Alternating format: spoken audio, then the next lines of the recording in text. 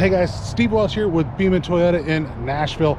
I've had a lot of people ask this question and I've never really thought to make a video on it, but it's time to make a video on it. So question is what's the difference between a hybrid and a non-hybrid? And there's a lot of little tweaks to that answer, because then you get to, like, you know, well, what about a plug-in hybrid and electric, you know, cars and so, and I'm just gonna kind of try to be as concise as I can on this and talk as plain as I can for what most people mean when they ask that question. So Toyota does a ton of hybrids, right? The Prius was the first, of course, but then you start to come with, you have a Camry hybrid or a Camry non-hybrid or a RAV4, and that's what I'm going to kind of show us now is a RAV4. So you have a RAV4 here and you have a RAV4 here, and there's a lot of people think that there's something that's like majorly looks different on a RAV4. These are both XLEs. Now this one's a XLE premium, so it has leather interior, but for the most part these look like the same vehicle, right? So there's not a whole lot different unless you kind of look at a couple things like the badging. Like this one right here, it says hybrid, right? If you look on the nose, you'll see you have this little blue hue that's in the Toyota emblem, where your non-hybrid won't. All right, so what's the main question you get is, oh, if I get a hybrid, do I have to plug it in? No, not normally, right? So there are, like I said, some variants to that are plug-in hybrids where you can plug them in, get a little bit extra range out of them that way. But for the most part, for what I'm kind of talking about here, no, plug-in, they're not a plug-in thing where you have to, you know, go and plug in the vehicle. A hybrid in general, you take it and you fill it up, right? So you have your gas can or your Gascade, or you have your gas door on your side, right? And then you come over here and you'll see that you have your gas door on the side, right? So there's nothing that's different about this car for how you fill up the gas. Nothing. Zero's different on the car for how you fill up the gas, anything like that. So if you have just a true hybrid, right, gas electric hybrid, you don't have to change anything about how you drive the car. You fill up the gas the same way, use the same kind of gas. You don't change anything about any of that. If you look at it, you'll notice your keys are identical. That one's for the hybrid, and then the other pocket, that one's for the non-hybrid, right? Same key, both push button start.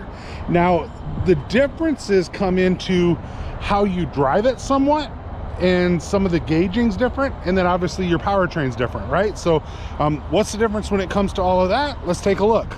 So I'm gonna hop in here to the non-hybrid, and I'll go ahead and I'll fire this up same way as I'll do the hybrid here in a second.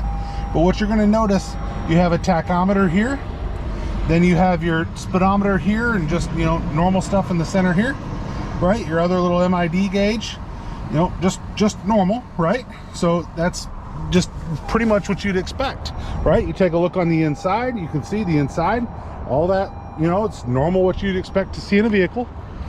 Now let's go over here to the hybrid, and they could tweak the hybrid a little bit. Like this one's got special wheels on it, you know, for the hybrid. You can tweak that a little bit.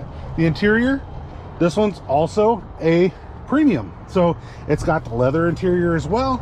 All that's, you know, looks pretty much the same. You get to your dash and it looks kind of the same, right? So I just fired it up, and you're going to notice, well, this one's a little bit different, right? So you've got eco and charge and power over here. So instead of a tachometer, you have this. So if you go into charge, it's going to go down there. If you're driving eco, it's going to go up there, and if you're using all the power, it's going to go up there. Speedometer, it's the same, right? So there's some differences that are there, but you'll see where it says ready. If it says ready on a hybrid, you're ready to drive. And why is that important? Because the car does not need to be running for you to drive. So technically that ready is it's running, it's ready to drive. You can go into gear and start driving. The engine will turn on when it needs to. It'll turn off if it doesn't need the engine. That's part of the hybrid, right? You'll also notice down here, these will be a little bit different sometimes on like the RAV4, but on most hybrids, there's not a whole lot of difference for that. So Now, as you drive the car, it could be a little bit different as you drive it, of course, but you're not gonna have a ton of differences in your hybrid on what you have to do as a driver. And like I said, I'm speaking to the people who are scared of what they don't know, because they don't know what the hybrid is as opposed to the non-hybrid, and they're worried that they have to do a bunch of extra things as part of the hybrid. There's really not. There's not a ton extra here, all right? So I'm gonna open this hood and give you guys a look, and you're gonna see that under this hood you have your regular 4-cylinder engine right here, batteries over to the side. That's all under there. So now, will the hybrid look different? Well, yeah. I'm going to show you the hybrid right now. So I've already popped this hood when I got out of it last time. So I'm going to come over here, I'm going to lift this up, and you'll see now you have that same 4-cylinder engine, but over here, this is your hybrid right here.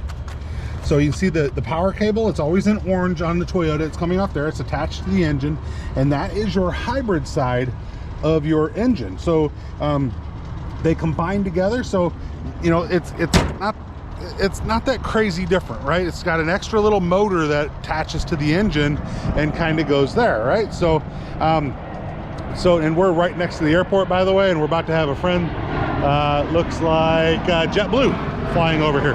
So you guys can take a look, and there they are. Welcome to Nashville, guys. Anyway, so back to your hybrid. Now, there's some people that say, well, the hybrids aren't as strong, right? They're weaker, right?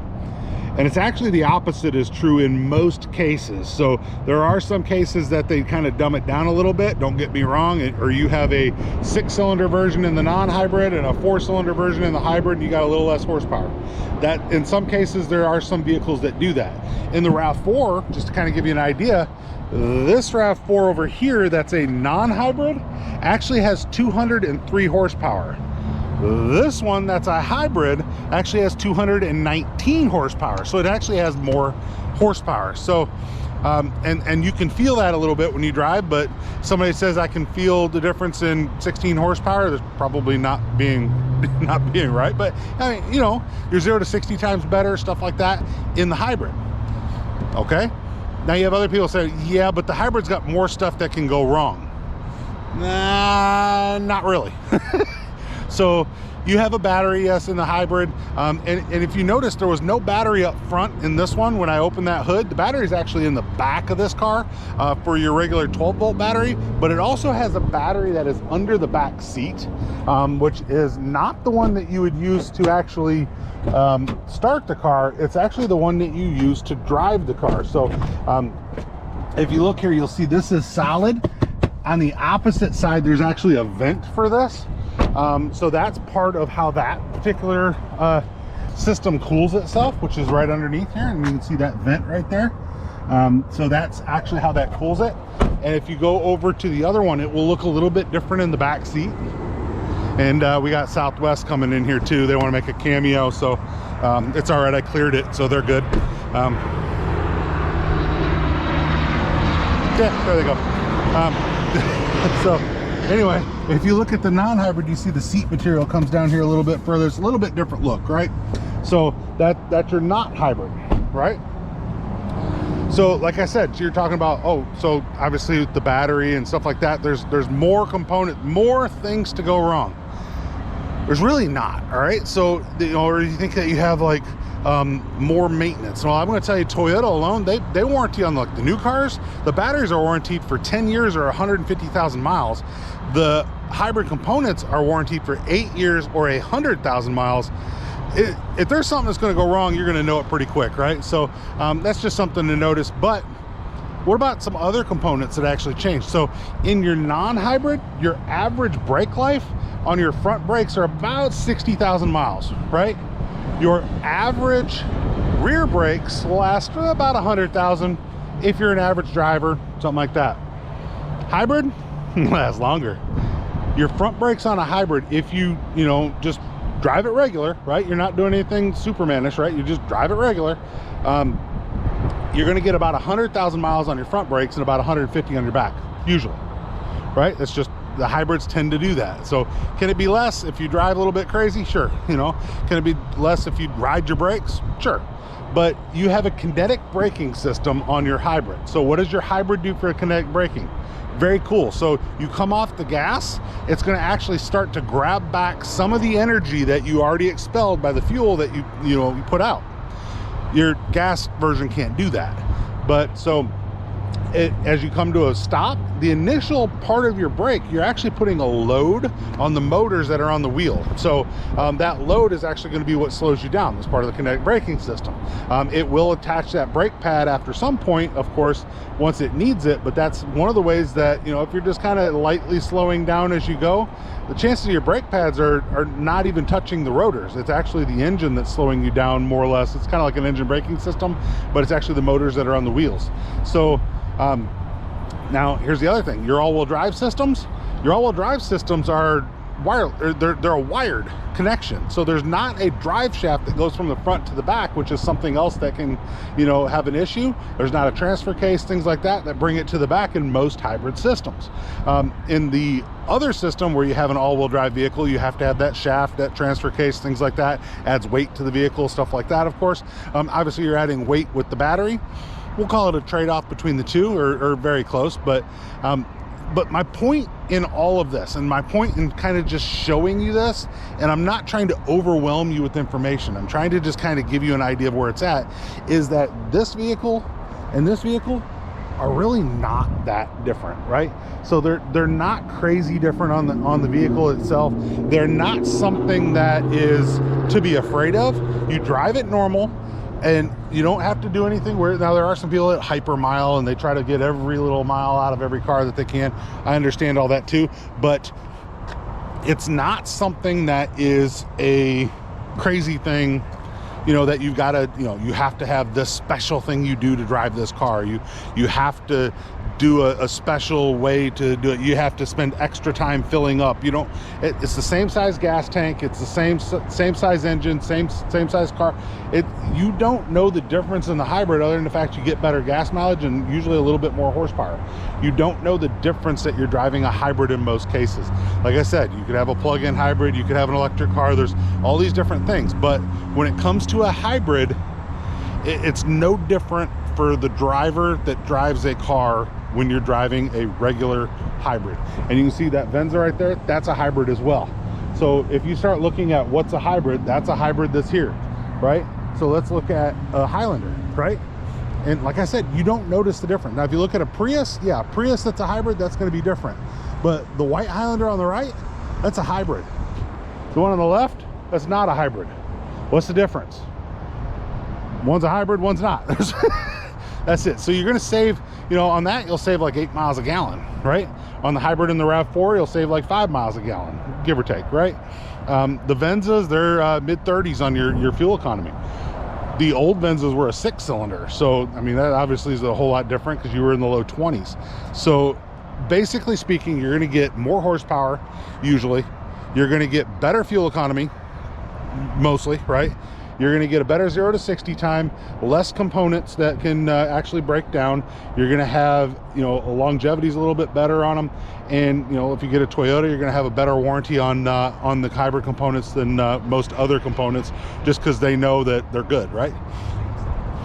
That's it. So no reason to really be worried about a hybrid in anything that you do that's going to be any different than anything else for driving just a regular car or driving a hybrid, right? Very, very easy. Southwest coming back over my head here.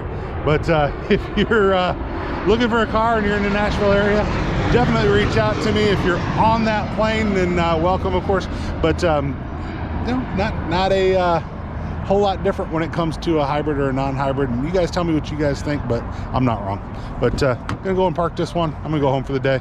You guys have a great day, and I'll talk to you soon. Steve Welch, Beaman Toyota in Nashville. Bye.